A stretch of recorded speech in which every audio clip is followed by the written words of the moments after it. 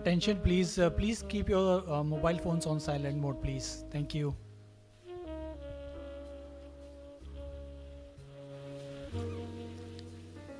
Good evening, ladies and gentlemen.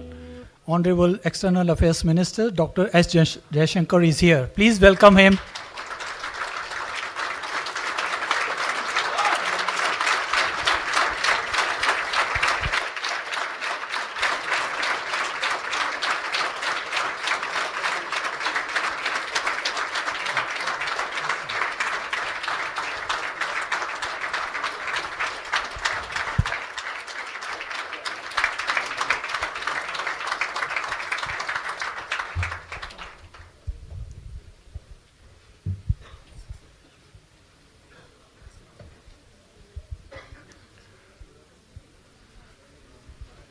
Good evening, a very warm welcome to all of you, and thanks for giving precious time today. So I would like to invite Shri Amit Kumar, Ambassador of India to the Republic of Korea, for his remarks.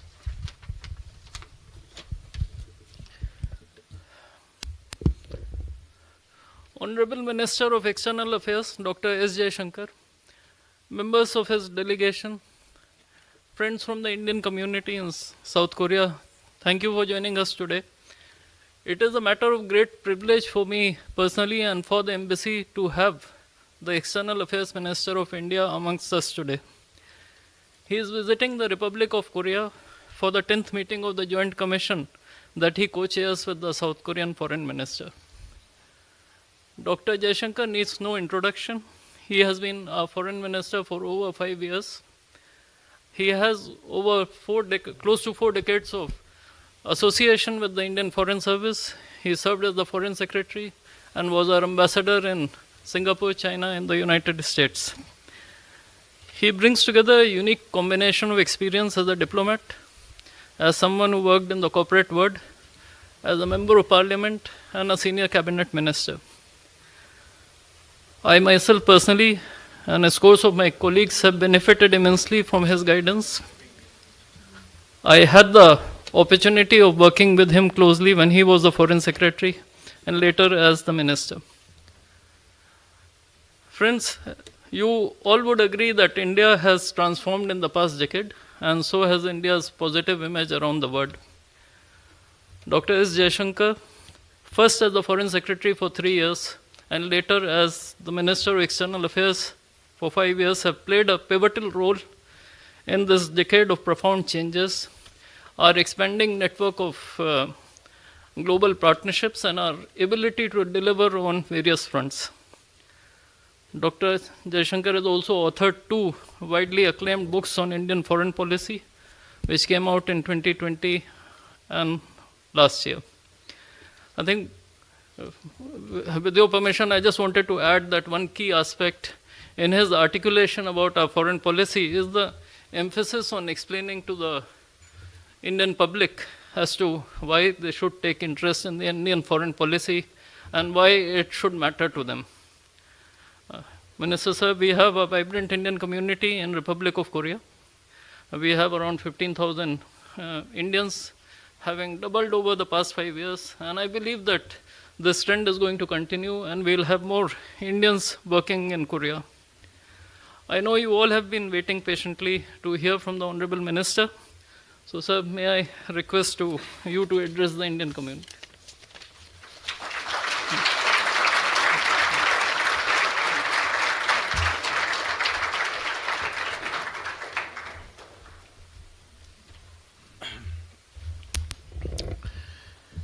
Thank you, Ambassador Amit Kumar, dear friends from the community. It's very good to see you all this evening. I think many of you would have taken that flight from India which comes in early morning. And you're at this time of the day, normally it catches up with you. Thank you. So I can tell you that there is nothing like meeting fellow Indians to recharge your batteries. So since I arrived this morning, We've had meetings with the Prime Minister, the National Security Advisor, the Trade and Energy Minister, the heads of think tanks. I just addressed the Diplomatic Academy, and here I am before you. It's, I believe, been about 10 years since the last time a Foreign Minister of India was here. So you might have a complaint which you are too polite to voice. But in my own case, when I was Foreign Secretary, I had an opportunity of coming here with Prime Minister when he had come on his visit. Some of you may remember that visit. I then came also for my own work. And even in the last few years, actually, I've had a great interest in coming here, and I would like to share with you why. But in between, COVID was there. I think there were some changes at this end, but I was very determined that in this tenure, before events happen in the next few weeks, I should keep my promise of coming to Seoul, to Republic of Korea, and I'm really very glad I did so. Korea for us is actually a very important country, and there are different ways in which I can say that. We have a very substantial trade between 25 to 30 billion dollars. We have investments from India. I think some of you would be working for those companies. There are investments from Korea in India, and we see that every day in our lives in India, in terms of vehicles, in terms of white goods, in terms of technologies of various kinds. And we have a good community. Community is a little bigger here than the Korean community is in India. And with Korea, we've always had very warm, very close relations. In always we refer back in history that a princess from Ayodhya came to Korea. But if you look even at something more modern, that in the 1950s, the Indian military was here at a very difficult time, a very testing time for South Korea. That presence is recorded in the War Memorial in Seoul. And in recent years, really, this has been a relationship which has become for us one of the key economic relationships in Asia. Now, my purpose of coming here, other than to meet all of you, was actually to give the message in Korea that it's time today to renew our partnership, to upgrade it, to look at new possibilities, and to make together a difference in the Indo-Pacific and in the world. So, how do I communicate to our Korean partners that things have changed in India? This is really, for me, what has been the task today. And because once I am able to convince them, which I think I have been able to do, Ambassador has been witness to it, that how much today, India has changed, the infrastructure has changed, the basic meeting the requirements of people have changed, the education levels, the skills, the talents, and in fact, how much India itself has progressed in parallel in so many areas, that today the partnership between India and Korea can be a very different partnership. A partnership which will be much more useful, much more important, and of a much higher level for both countries. So that's really been, in many ways, what my meeting is about. And in this, a large part of it is those areas where for some years now, maybe for some decades now, Korea has already made a name, and where now India is also, in its own way, also establishing a presence. So when we speak today about telecommunications or semiconductors or renewables or electric mobility or green technology, there are really today big capabilities being built in India. And those capabilities today actually give us the ability to forge partnerships, as I said, as a guest. And he's a very engaging person. I was the minister who was traveling with him. We had gone to Jaipur. So I was trying to, in the car, in a few sentences, and he asked me, he said, so describe to me, what has happened? Why is, because he kept saying, this is little different from what I expected. So I said, Mr. President, let me throw 3 or 4 numbers at you. Because we had just landed at the airport. I said, every year for the last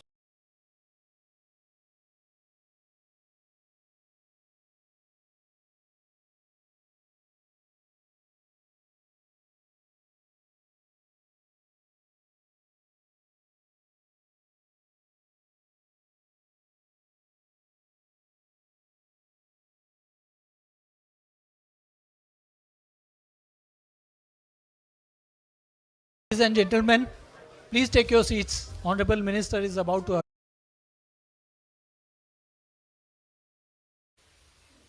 this to me, because I was trying to tell him, planes, then I gave him Vande Bharat numbers, I gave him, telecom numbers, digital numbers. I think the one number he found really difficult to believe was when I told him, and I say this with great courage in Korea, because this is supposed to be the most digital society in the world, that in India today, if you look at cashless transactions, what is done by QR code, every month we are doing about 10 billion a month. The US does about, I think, 4 billion a year. So I'm giving you that, if anywhere I could find a digital audience, it is here. People will understand. And I used to hear these experiences. I've actually seen it myself. That today, street vendors, if you stop and buy coconut water, bananas, something, people would, if you give them a 500 note, they'll say, sorry, no change. You want to pay exact, you QR code dikhaiye, please. And they have theirs right there on the ready. So these are ways actually of describing, through examples of what has actually changed in the country. But even that doesn't capture it fully, because it tells you like a achievement, It doesn't tell you a feeling. What has actually changed even more than achievement, and the achievements are very big, is actually today the feeling in India, the confidence in India, that sense that, there are a lot of things which we can do, that what were considered, one day we'll work very hard, at the end of the year, end of our lives, we'll get a home, or after, so many years of service, we will buy a car. What were for people a 10-year target, a 20-year target, sometimes a lifetime target, today has become something much more realizable. Something which has, become realizable in 5 years, 3 years, 6 years. And what it does is, it completely changes the mindset of that society. that you can see there was a time when people actually felt that roti kapda makan was like a very, that was your bottom line requirement. Today that is not the bottom line requirement everywhere. People expect, rightly so, that every house will have electricity, every house will have piped water, that every village will have a road connection, that there will be a school within a certain distance, that there will be health facilities. I'm, as many of you may know, I'm a member of parliament from the state of Gujarat. And as a member of parliament, you have I would say both a district and some villages that you devote yourself to in terms of development work. The ones which I look after, it's a district called Narmada. It's very famous because the tallest statue of the world is there, the Sardar Patel statue. But when you travel around the district, a lot of people are tribal people. But when you look at their awareness today, their expectation level, in fact, my first visit to me itself was an indication that I went to the most, Prime Minister told me saying, you look at that village because it was the most remote village of that district. So I went there, I introduced myself and said, I'm the new MP, I'm also the minister, is there anything I can do? And it was very, I was expecting them to show an interest. I wasn't even sure what, I thought, okay, school hoga, it will be electricity, water. Actually, there were a collection of women and they were talking in Gujarati, and you follow Hindi, you can mostly make out. So they actually looked at the Jio tower and asked me that iska aap kuch kar sakte hain, because for them the tower wasn't working well enough for the speed of their downloads. And this is today the kind of awareness and the kind of I would say in a way the progress of India. But like any country, or even a person, often we go through very difficult periods, and how we do during difficult periods is also contributive to levels of confidence and courage. And for everybody in the world, I would say maybe in all our lives, maybe the most traumatic thing which happened to us was COVID. That, probably, I don't know whether there's anybody in the room who did not have COVID, or at least would have known somebody who had COVID. I had it 3 times that I know, maybe once or twice I didn't know. But when I've traveled during COVID because, at that time we had a lot of people in the Gulf, and it was very important for us that they were well looked after. So even during COVID, through some way I found, a method of getting there and talking to the local government to see that they were looked after. And traveling during COVID and after COVID, when I look how we responded and I compare it to how other countries have responded, one way again I can tell you is by a number. I can say, look, everybody took a big hit during COVID. Today we are back to a 7% growth level. There is no other country in the world which has done that. But that's a very clinical way of saying it.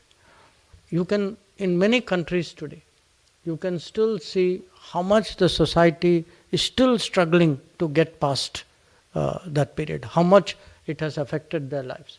And part of it is there were places where, vaccination did not work so well, health centers did not work so well, and the really I would say, to me, the most encouraging thing about what happened during COVID was the way in which society as a whole responded in India. That when COVID first hit us, there were a group of ministers who were like a COVID. Many governments did this. They put a bunch of ministers, and normally it's the logical, the health minister, the foreign minister, the aviation minister, the one who makes medicines. These are the home people. We looked at what was our level of preparedness. And then, and it was really, I would say, almost frightening. But then we saw really what the country could do. That a country about which the entire world was worrying, saying, how will these people get past COVID? It took us a matter of months where we were able actually to deal with our own issues, set up COVID centers, create the masks, the PPE, the ventilators, the other medicines before we even came to vaccines. And by the end of the year, we were actually exporting a lot of that. And when the vaccines came, we were one of the first of the mark. And in fact, it was one case where we actually, normally we were among the last countries or the later countries to which vaccines came. This time, actually, we were doing both a made in India vaccine and an invent in India vaccine. And we were producing it on scale in a way in which, frankly, the rest of the world, because some of the big international programs of vaccine were actually relying on us for the supplies. So the manner in which we came through COVID, the big test, and we used this period because what Prime Minister was very clear was this will be both a period where we will willpower to do those reforms. And it's a collection of these things which is making India. That when you make it easier to do business, when you make it, deregulate, debureaucratize the society, that you don't need that many permissions in that many copies for everyday tasks. When you are able to actually create a very different infrastructure. When frankly you are able, the same government. Look,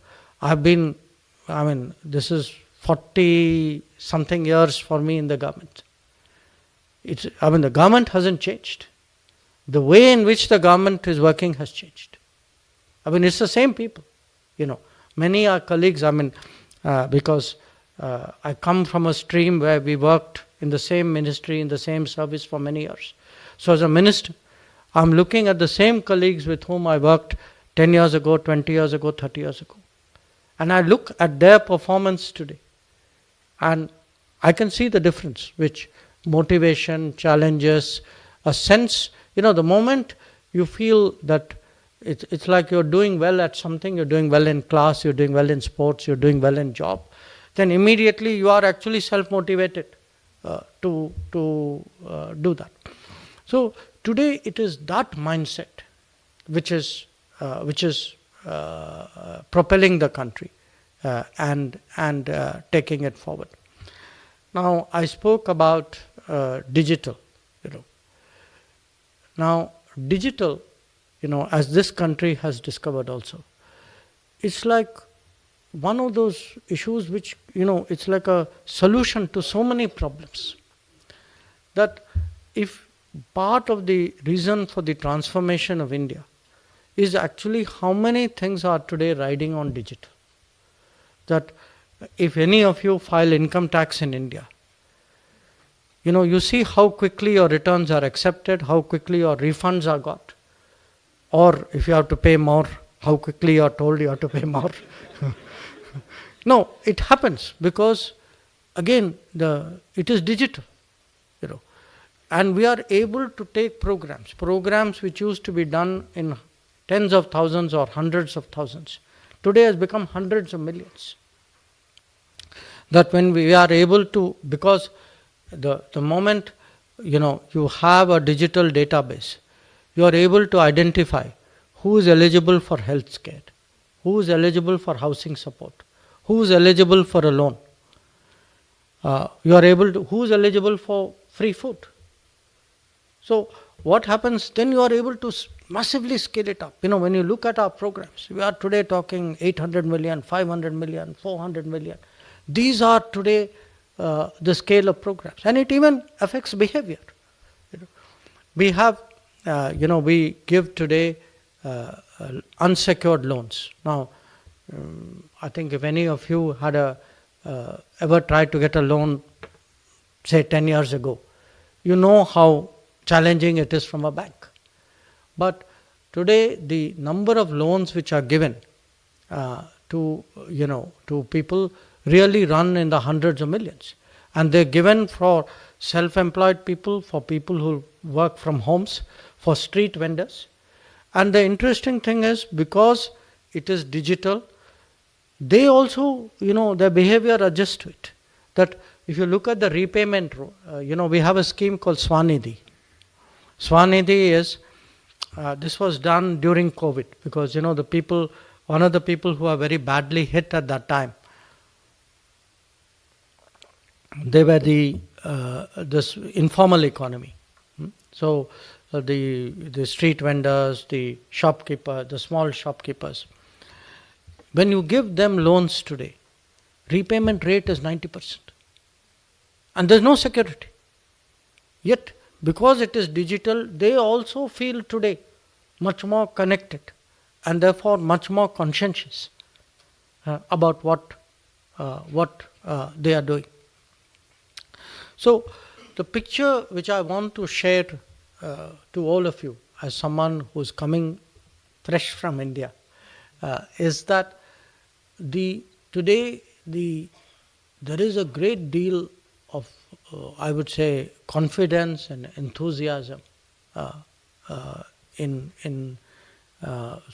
society, that a lot of people feel that if they look at the last 5 years, definitely last 10 years, their lives have changed in very very clearly definable ways, and they also understand in many ways today that it has actually lifted the entire country up, and it has given us actually a much higher, bigger ambitions, a stronger sense of being able to get things done.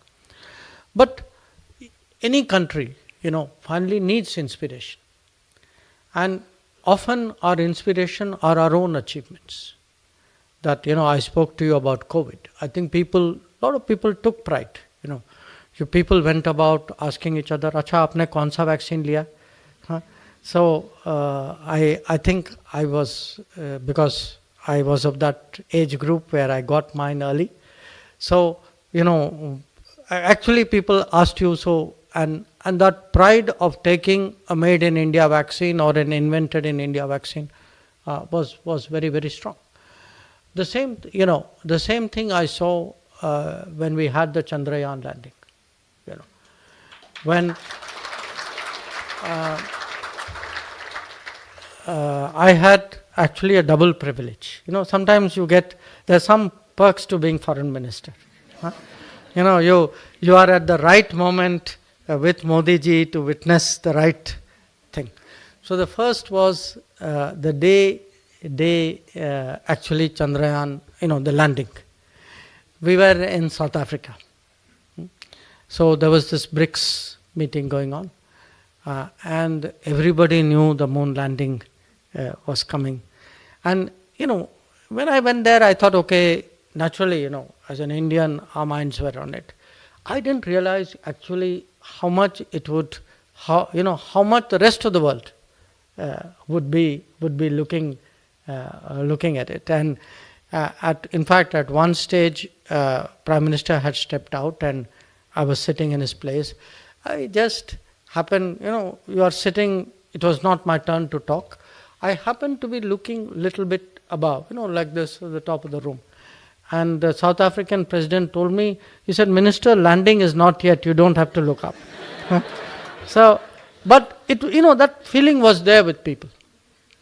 Then the landing took place, and that evening there was a BRICS dinner, and there were about 40, because they'd invited a lot of other countries, most African presidents, prime ministers, many Arabs, many Asians, Latin Americans. Must have been about 40, 45. And when Prime Minister walked in, it was like, and it was absolutely spontaneous, nobody, the moment he walked in, the entire, that gathering of 45, 50 prime ministers, presidents, the foreign ministers, the officials, it was like a standing ovation. And again, what our host at that time said was, the landing may be yours, but the sense of achievement is with all of us. And that feeling today, that, and I could see, then again, as I said, I got a double experience here. We finished the trip, we went to Greece. And then Prime Minister decided that he must go and thank the scientists. So we actually, now you can see, I'm used to these red-eye flights. So how to stay fresh after landing. So we actually took the flight, landed in Bangalore, and he went from there to ISRO headquarters. And it was the core that I think maybe the 500, 700 people who were involved in the mission were all gathered out there. And it actually in many ways it was amazing that when you looked at these people, how actually in a way normal they were. They had done something fantastic, and yet they sort of carried themselves so naturally. And it gave you a really that feeling today, that what we are capable of. And that is today displaying itself in domain after domain. Again, I'm here not only in digital land, but also a land where, which was famous for telecom. Now, we did our 2G, 3G, 4G with collaborations. But look at 5G. We have actually, today we are deploying our own 5G stack. And we feel today that it's actually been an enormous technology barrier, which India has successfully crossed. So it could be moon, it could be health, it could be telecom, it could be sports. Again, it's, that sense of we can do it. Why is it today that suddenly our sports performance has increased? One reason, yes, it is true. Government today gives much more attention and much more support to our sports person than they've ever had. But the fact is also that, there is a strong degree of self-motivation today in our country. That self-belief, that confidence that we have gone through tough times, we have made big changes in our lives, and that we can sort of aspire to bigger things. And as I said, once you do that, its impact I can see today in my own ministry. That somehow in the last decade, the world's been a very difficult place. That almost every year, something has gone wrong somewhere in the world. And because Indians today have made the world, for them, it's a global workplace. There is probably hardly any place where you don't have a community of some size.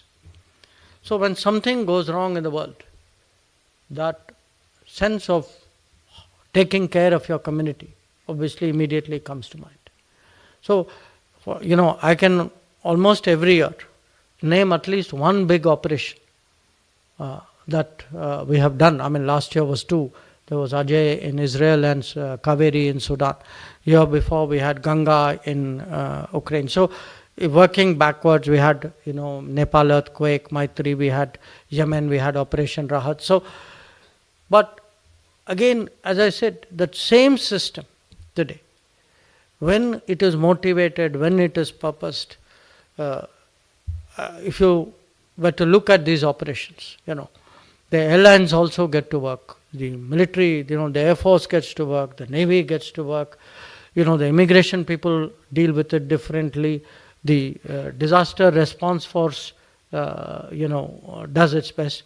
So suddenly you have actually different parts. This is the same system. What has changed is the leadership. What has changed is the motivation. What has changed is that self-belief. That very system today, and you can see today an Indian leaving the shores of India does it with does so with a confidence which they didn't have before, and they have that confidence that whatever happens out there, there is a government which will look after me. And let me tell you, that's a very big feeling, because when we look at the state of the world, more and more Indians will explore global work opportunities. There will be students going abroad. There will be people, blue collar workers. There will be professionals. There will be, people whose talents will be sought by companies across the world. So we have to give them that confidence. And we have shown in 10 years today how much of a difference we've been able to make, as I said, just by remotivating and repurposing that system. So I say all this to you because, now of course, with every democratic cycle is a 5-year cycle. We are at a point where the country will make some important decisions. We are very confident that there will be very good decisions in the interests of the country. But I do want to take this opportunity to actually thank all of you, because when we look at Indian communities abroad, as again someone who's myself spent a large part of my life abroad, it's not always easy living outside your country. There are times it's maybe a little bit easier today, but still, there may be pluses to it. But those who live abroad also know, that there are that in many ways your hearts and minds are a large part of it is always in India. So I know, that all of you in different ways contribute to the progress of our country, that what is happening at home, the choices we make, the progress we make is very much in your minds. So I want today to both appreciate you as well as share with you that sense of confidence. I think that we are today on the right path, with the right leadership, doing the right thing, going up in the world. 10 years ago we were the 11th largest economy in the world. A decade later we are the 5th. I find it embarrassing to tell others that we are going to overtake them and will be third soon. But hopefully, when it happens, they will discover it and congratulate us. So once again, really, thank you all for taking time out. And I know, often in spending time with the Indian community, many of you have questions, have concerns. So if there are some issues, I'd be happy to listen to it. If there's good advice, I'm always in the market. But if there is anything you would like me to talk about, I'd be very happy to do so. Thank you.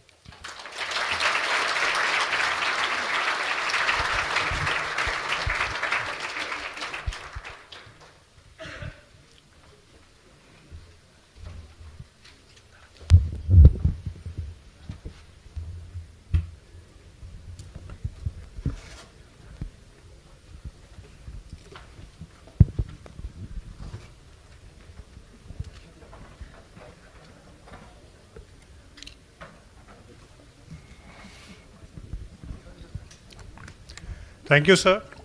Now, with your permission, I would like to initiate the Q&A sessions. So, the hands are already raised. So, only suggestion, we'll reach out to you. One line about yourself, and please keep the question brief. So, from the last. Be decisive. Quickly, quickly.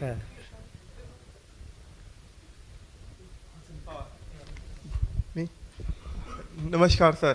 पहले sir मेरा नाम हस्सान है और बहुत बहुत शुक्रिया sir आपका और आदरणीय प्रधानमंत्री जी का, आपकी विदेश नीतियों और कटस्थ प्रयासों के द्वारा आज विदेशी मंच पर भारत की प्रतिष्ठा बढ़ती जा रही है। उसके लिए बहुत बहुत धन्यवाद सर आपका। सर मेरा एक छोटा सा सवाल है सर कि how do you envision the future possibilities for Bharat Korea relations? Thank you. We'll take a couple of more questions. Prashant. Honorable Minister, Ambassador Sir, all my friends from the community, my name is Beena Nair. I work for the UN Green Climate Fund, and it's really a pleasure to be here in presence of you, sir.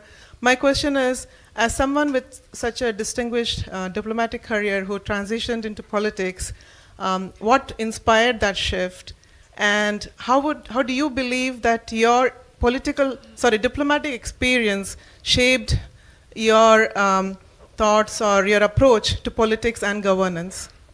Thank you.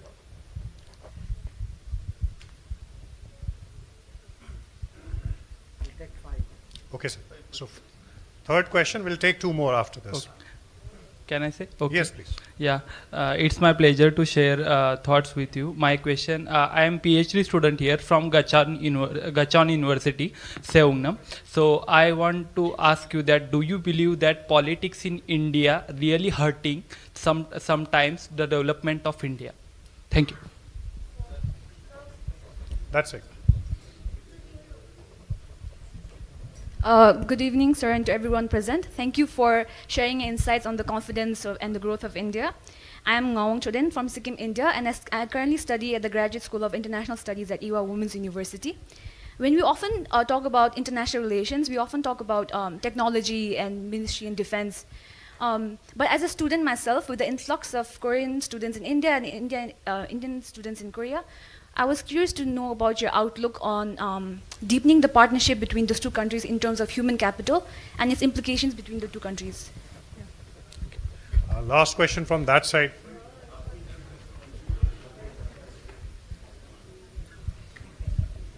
Sorry, guys. Well, my name is Harsh Durgatiwari. I have a very simple question. See, most of us who all are sitting here are from the technical community. Most of them are either professors, workers, or working with a lot of Samsung, LG, and etc. big companies. My question is very simple. Already in India, we have a very nice community as the Ministry of Electronics and Information Technology, MITI, and CDEC, which is helping our countries to have a nice developed relationship for the skilled laborers. Now the point is, the people who are working as a professionals in outside our country, and if we want to go back our country and bring this technology to us in India, how we can do it much more easily? Where should we contact? Where should we start with? Because if we write a letter to anyone, we never get a reply. So I just want that help. So we can actually take this technology to India and make our country the best which we are talking about. Thank you. Okay. So I'll take these 5, then we'll do another round. So abhi thoda haath niche kariye. You'll get tired, you know. We had 3 questions. Akhtar ji, aapka sawal tha on Bharat-Korea relations. There was one on human capital, because I think they're kind of related. And in a way also about the last question, you know, what do we do on the technical side really to do more bridge building? So let us look between our two countries. How does a relationship grow when each one has something of value to offer? जो हमारी खासियत है, इनकी है, something they have we don't have, could be on scale, could be on quality, could be in complexity. So I feel today, and I'm very pleased with the last question, because if many of you are from the technical side, you will readily appreciate this answer. Yes, we will do more business. It's natural. Okay. Of course, when we look, there is the normal politics and diplomacy. UN mein kuch hoga, there will be something in ASEAN. But to me, the real special character of this relationship is what is possible actually on the technology side. And this, as I said, today the changes in India make it much more possible for this relationship to be more productive. We would also like our Korean partners to see that there are developments in India, there are things happening in India which also impresses them. That it's something which is more mutual, which is more balanced, which is more interesting, for them. So, and I feel it is very much possible, because today, if you look in international relations, there are two very big debates going on, and both, one came out of COVID. That supply chains, there should be more supply chains. That if all supply chains lead to one country and something happens in that country, then the entire world is at risk. So how do you build more supply chains? This is one issue. The second, on the digital side, there is a great issue today. Who do you trust on the digital side? That, all of us, our personal information or our company information or our national information, it has an extreme sensitivity. I would at least like my information to be with some company jahan kuch rule of law ho, kuch procedure ho. If nothing else, I can go to court. There is a certain safeguarding of that. So today, data privacy, data security, these have become big issues, and then countries find others whom they trust. So it's in many, it's in many ways like personal relationships. You would do things with someone you trust more than with someone you don't know or you don't trust. So I feel that, the focus of our ties, and this is certainly part of what is my messaging here, that let us find today, bigger targets which are mutually supportive for each other. That in the range of technology sides, what is it that we can do? But then the gentleman in the back asked a question, saying, I want to help. Main kahan jaun? Give me a solution. See, it depends on the domain. It would, to some extent, depend on your line of work as well. In many cases, I have myself seen people who have come back to India. And in fact, in many cases, I have met them in meetings which MeitY has done, or which our on the digital side, sometimes we have among ministries meetings. People who have come back, started the business, or who have linked up with other businesses, who have joined Indian businesses because your line and where it goes. To some extent, I would say the embassy is your answer as well. That, the embassy is at least, is accessible, it is personal. If you go to an embassy, somebody will take note of it and do something. Whereas in this world, where there's so much happening, for big organizations to get cold calls or, suggestions of which they don't know the background, that's not always practical for them. They may have the desire, but but to come back to what can be the human connect, I'm struck by something.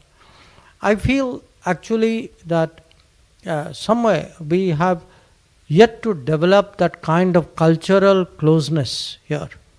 And in fact, today at one of the meetings, I told someone that I hear much more K-pop outside India than I do inside India. Okay, I like my own music, don't get me wrong. But if often when I go to other countries, I've not seen that same exposure to penetration, or you can say, of K-pop, or even of serials. You know, we have serials, but not perhaps with the same degree of popularity, I would say. It could be the other way around as well. You know, I see many things Indian. There are countries where I don't know how prevalent Indian food is here among local people. But there are many countries where I see it is very, very popular. It has almost become internalized for them, you know. So working on this, and the best way of working on it is actually at a popular level. It is not something governments can do, you know. The more communities grow, you make friends. So how do you familiarize people, you know, Koreans with India and Indians with Korea? I think that is a big service that you can do. I mean, if you all live here and you have, you know, you find good things in Korea, I think you should be sharing it with your friends and family in India, and they will get some part of it will stick, in their minds. And the same, you know, if you one thing which Prime Minister always tells people, please take your, in this case, Korean friends, encourage them to do tourism in India. That, you know, when we look at our tourism numbers, given what our tourism potential is, it is very much below the levels that we should be having. But I do, and I'd like to see the student community grow. In fact, today I was telling Ambassador, how do we find ways of expanding Korean language teaching in India? You know, these are the connects, you know, because when you look at the big relationships which have changed for us, you know, obviously as a minister, as an ambassador, as a diplomat, I would like to say I changed the relationship with America. But the reality is, it's that entire people to be, you know, it's that bridge of people between our two countries which has actually been the game changer. So I leave that thought with you. How did you make the transition? See, in my case, I didn't make the transition. Somebody else made the transition for me. So about 5 years ago, I was at that time, actually I had, retired from diplomacy, and I was a well-paid corporate executive. And the Prime Minister told me that he was keen that I join the government. So it, frankly, and to me, it was, to me personally, it was a surprise. I mean, I had not even thought about it. But one of the reasons I had not thought about it was nobody in my family, then or even now, has even remotely thought about politics. In fact, rest of my family is still wondering what am I doing in politics. So it's not something I was prepared for at all, you know. So then you ask me how, you know, so did diplomacy teach you? It did, because, you know, when you are thrown, you know, in a completely new environment, you know, what do you do? I did as a minister what I had done earlier as a diplomat or ambassador. First, I watched everybody around me. You know, what do they do? You know, how do they behave? You know, what is the, what is the kind of, you can say, like the code between them? How, you know, you learn by in a way looking at others, picking up points, but you should have that willingness to pick that up. It took, to be honest, it took a little effort, because, you know, even if you are even if you are an ambassador, it's very different, you know, from, say, being with all of you, and then going out in India, dealing with, with, I would say, the public, often, sometimes in very demanding circumstances, people of different backgrounds, different numbers, different situations. So, and I must say, as someone who's still new in that line of work. What it actually opened up my eyes about what politicians do and what politics is about, what public service is about. It's a very, very demanding, very taxing thing. But there is also the satisfaction of a very different level, that you may have made decisions or may have contributed somewhere which has actually changed, something very big for a large, I mean, as I say, I look back at some of the big challenges of the last 5 years, you say, okay, I also had my little bit to add to it. It's also something you will remember all your life. So, one part of me, after almost 5 years now, has internalized it. One part of me is still sort of reflecting on it. But the last question, because it flows from this, this idea that does politics hurt development? It depends what kind of politics. Because that same political motivation, exhortation, it can also be in a way, a force of change. That if you ask, there is. I give you an example. You remember, I think this about it would have been 7-8 years ago. 1 August 15th, I think it was 2015 if my memory is right. Prime Minister Modi from Red Fort on August 15th asked people who could afford to pay for the gas cylinder to give up the subsidized gas cylinder. Okay. Remember, you are actually telling people to make, in a way, some kind of economic sacrifice. The sacrifice may not be big, but now it's actually, you could say, they did it because there is a kind of respect for a political level call.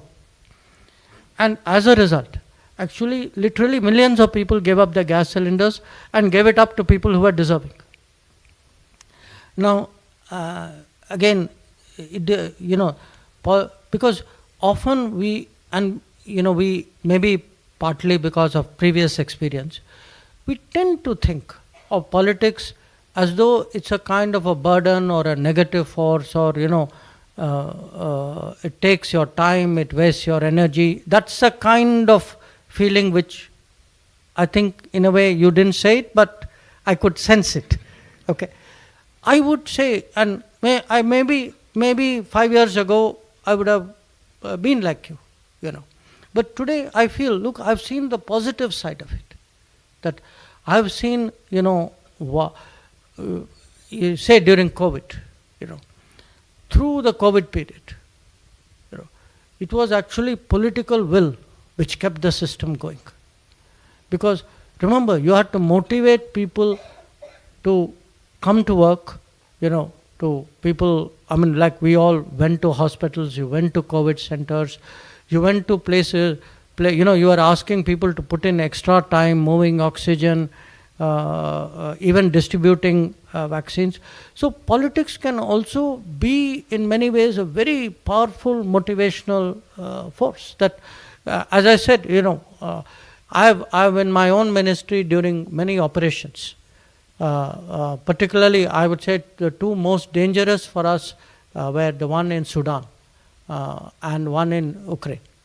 And our people actually took physical risks, And when you ask them why they did it, because, I would keep cautioning them also, saying, look, don't do anything foolish, be careful, etc. But I knew that they were taking risks. Sometimes I myself made them take risks. But you took risks because people felt, there is an expectation. How can I disappoint? I have to do this. So you actually made people go out of their comfort zone, do things which they would not have done. I mean, to me, those are what happened during the rescue operations. That where people came through firing. People actually would not have done this. I mean, you're asking people to do it like a job. So So I would urge you to, take a more positive view of politics. Believe me, in our country, politics is changing for the better.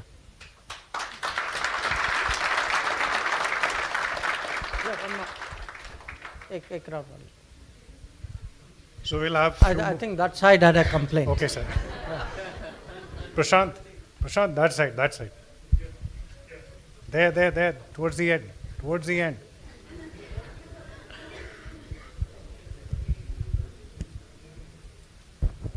Hello, Dr. Shankar. So it's a pleasure to meet you in person. I'm Niladri. I'm a PhD student in Seoul National University here. So we develop carbon neutral technologies for America and like European countries. So I just have a question that until Indian companies build their own indigenous technology and incorporate them, how are we gonna circumvent the effect of carbon taxing in our exports? Thank you. Next question. नहीं, मैंने उनको एक के लिए कहा. Prashant, yeah, this lady.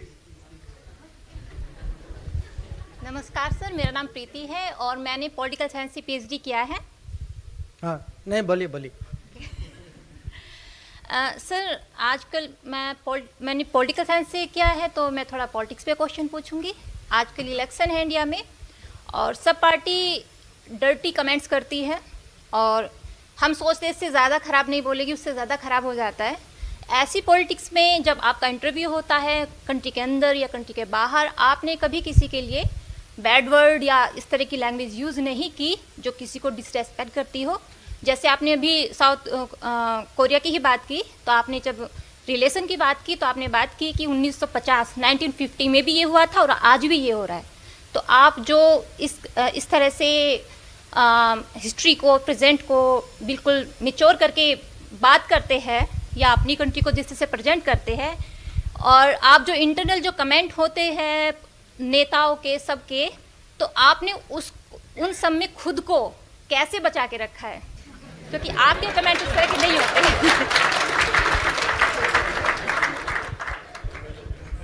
So one question from that side.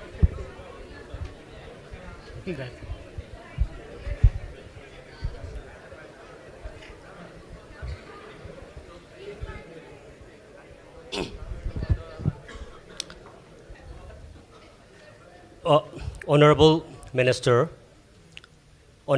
mentioned during the speech that the country is going to make a very important decision soon.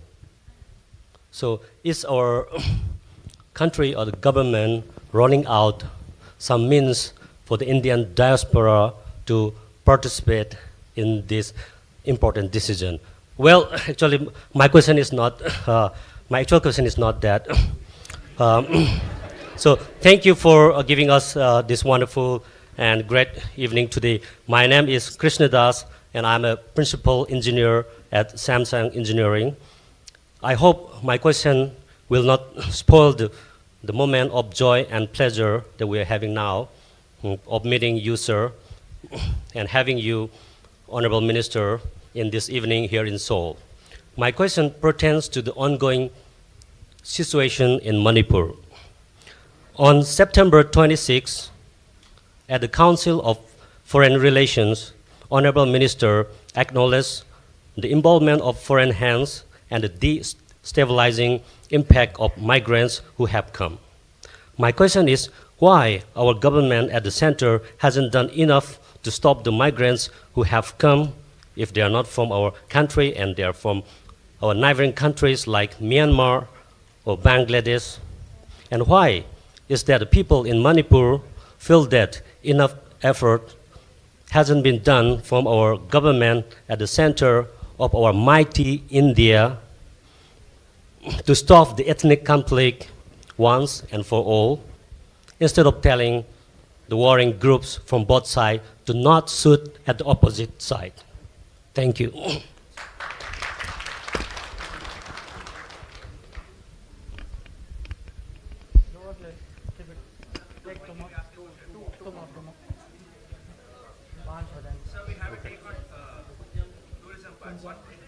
Kunjang. Prashant, can you give the... Thank you. Good evening, sir, Your Excellency. Welcome to Korea. Thank you for this opportunity. I'm personally a very big fan. And firstly, before I start my question, my name is Kunjang Namgyal. I'm working and living here in Korea. Before I start my question, I'd like to congratulate you on your book, Bharat Matters. That's the first thing I'm going to go do when I go back to India next. I'm going to ask a question that's a bit lighter note than the previous question, I think. In lines with the concept of living bridges that you mentioned earlier, I think there are many cultural similarities we share. For instance, the connection between, let's say, my home state, Sikkim, and Korea is an example we can take. A small example, yet very significant. So it has led me to think, could the northeast of India potentially serve as a cultural runway, introducing maybe a fresh trend in the India-East cultural fusion? Something in the lines of Japan's Genesis program, which has successfully nurtured people-to-people connections through cultural and educational exchanges. One last. One last question from that side.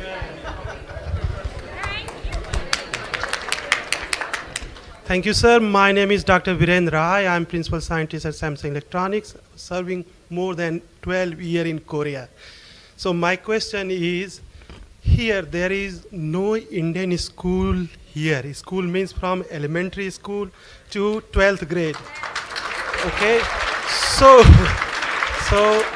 since many years I am asking this question. I think this is the best platform to ask this question. We are 12, now 15,000 Indian here. And international schools are really very expensive. Even postdoc scientists, professor, they cannot afford. It's very expensive. Comparatively in Japan, I was in Japan, there is 2 international Indian schools. I know. Yeah.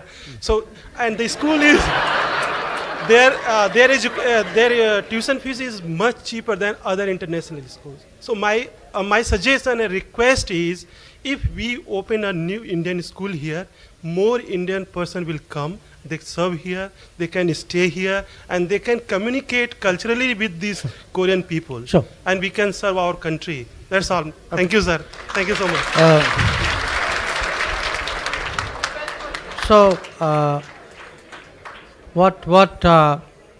Let me start in a reverse order with your question and then club the two, talk about the Northeast as well. I can see the problem, and wherever community has reached a certain number, I can see the need actually for schools. And we have today Indian, there are a number of Indian schools which have got a track record of creating, campuses outside. What will help there? I know many of them. I certainly, the 2 schools in Japan. Actually, they started first in Singapore when I was there at that time. So I'll be happy to speak to them. But there are other chains as well, and some of them are very well-known, schools. And what I will do is I will connect them up to ambassador. But I would also have a suggestion to the community. For anybody coming to establish a school, it's not easy, So to the extent that, a set of people from the community can help them, walk them through, give them a sense where to go, help them with, the actual facilities. In some cases, local governments have contributed to it. So there is that part of it also. But I totally appreciate, the need for that, because also, cost is one element, but the other is also, at least for some years, all of us would like our children to have some exposure to Indian schooling, because that is very important, even if they are continuing to live in Korea, it's part of their actually attachment to their motherland. So I take that on board. On the, the question you asked about the Northeast, look, my own sense is the potential of the Northeast is now beginning to unfold.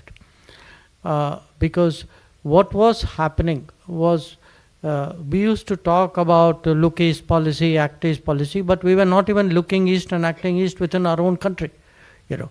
And if you look at how difficult it was to travel, you know, if you see the sort of the level of business, the attention given, the resources given, you know, it was actually very disturbing.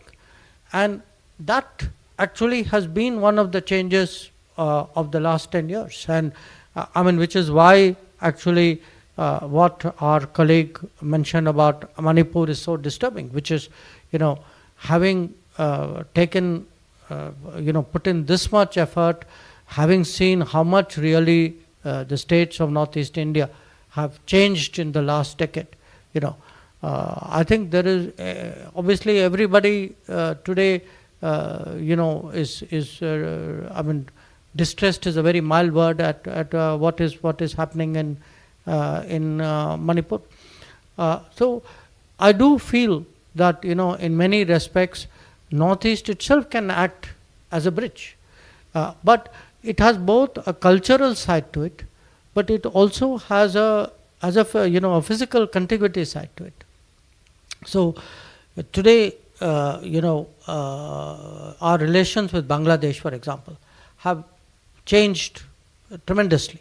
Okay, so you see, you know, railways, road, trains, waterways, goods are going to Bangladesh ports, electricity is being supplied. So it has given that whole area sort of, I would say, a kind of a boost. Now, we are also trying to see if in a similar way we can benefit from Bhutan, that by connecting Bhutan more closely. And, you know, I was talking again about, I was briefing our Korean colleagues about some semiconductor decisions we made. So last week, Cabinet had approved three projects. One was a fab, which will come up in Dholera, but in Gujarat. But one is a fab which is coming up in Assam. Now, you know, to me, to see a major production, you know, that too high technology production project coming up in the Northeast is a big statement, you know. It actually says that, you know, this is something which we take very much to heart. So the problem which our colleague raised, you know, in terms of how do you safeguard our borders. See, one of our issues has also been that we have had open borders with Myanmar. That in fact we have a system, we had a very unique system where you can travel 16 kilometers either way. It used to be much more before, without actually travel documents. So we have, unfortunately, after all these, you know, tragic events, we have decided now that to suspend that provision and actually to in a way, I would say, harden the border situation. It is unfortunate, you know, in terms of how did this happen, you know, how could government let it happen? You know, again, look, there is nobody, there cannot be anybody who would not regret what is happening there. I mean, what's happened there is truly tragic, and it is tragic because of the close intermingling of communities, which has then, you know, led to created this degree of violence, which becomes very difficult, really, to head off. So I think the entire wishes of the country are very much with Manipur. I mean, people would like to see normalcy return. They would like to see law and order get back. They would, you know, this is not this is not the India that, and certainly not the Northeast, which anybody is hoping for. On the carbon neutral, because I saved that last question, you know, that question for the last, the political science question. The carbon neutral, this carbon tax, we think it's very unfair, that this is a way actually of putting a barrier on trade by using a certain criteria. We've already made it clear that we would find ways of responding to it. But one part of it is how to protect our trade. But there is the other part, which is that we also have to decarbonize in our own interest. So there are a lot of efforts underway here. I think very much one part of it is, of course, you can see that renewables have grown tremendously in India. But again, in India we have a range of issues. There are cities where pollution levels are very high. There are issues with there is inadequate mass transport in certain places. So it's something which is, I would say, because we have a commitment, like everybody else, for a net zero. Ours is in 2070. So I would say, when we are looking the next 5 years, 10 years ahead, how to grow greener and cleaner. Just growing. Till now the emphasis was on growth. But I think people now realize, and Prime Minister actually has been telling us this for some time, that it's not enough to grow. That you have to, from the beginning, grow cleaner and greener. Because we don't want to then decarbonize down the path. And that is really part of the technology today challenges that we face. That when we look at a technology upgrade today, how do you acquire those technologies? How do you generate those technologies? How do you deploy those technologies? So it is very much part of a sort of national thinking. So the last question, जो आपका आखिर वाला सवाल था कि आप राजनीति में हैं और इतने 4-5 साल के बाद भी तमीज़ से बात करते हैं, ये आपका सवाल था. तो देखिए, ऐसा है, ये आप राजनीति में बहुत माने, it's actually very interesting domain. मैंने ये देखा कि how you behave with people is how they behave with you. And in many cases, because अब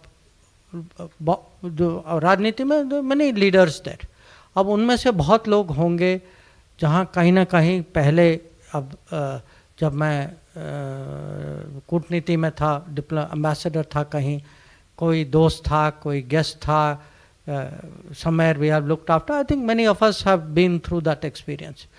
अब आप राजनीति में आ गए, उसका मतलब ये नहीं है कि वो रिश्ते टूट गए. I mean, you keep up all of that. So I would say that generally, being good to people is actually a smart thing to do. It is, and I would also give it the other side. By and large, if you are very reasonable with people, आप अगर थोड़ा भी upset हो जाएं, people take it very seriously. उसका भी फायदा होता है. So, but I would, honestly say that for me, as I'm coming to the end of this term, it has been for me actually, usually at my age, people don't always have a chance to learn something new. So I'm very thankful for that opportunity.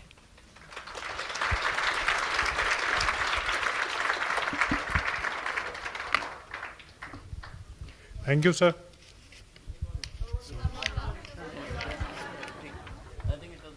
Okay. Thank you, sir.